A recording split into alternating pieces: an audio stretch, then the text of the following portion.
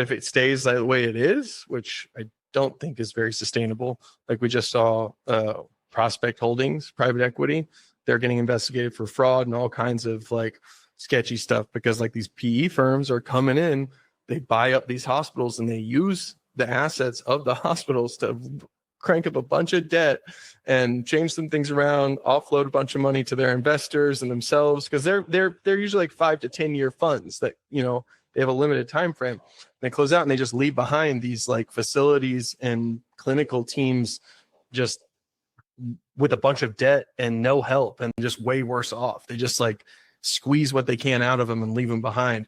And it's starting to really show, you know? And I think like you're seeing what we saw with like Prospect Holdings is it just tons of hospitals are in like ruin because of the way that that's been handled. Yeah, I heard of 3 agencies that are declaring bankruptcy and going under just last week, just because of Prospect facilities where their facilities and major clients, and they're not getting paid like millions of dollars that they're owed. And they've already paid the clinicians because they're with funding companies.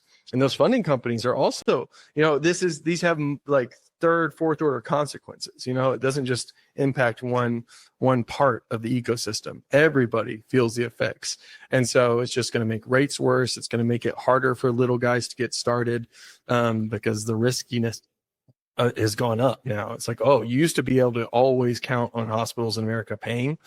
You can't anymore. Like now it's like, I don't know if they're actually going to pay their bills or not. There's a real chance they won't. It's like, wait, what? Like that facility's under the Hollywood sign. That facility's been there for like, you know, over 50 years. Like they're not, it's like, yeah, they're not.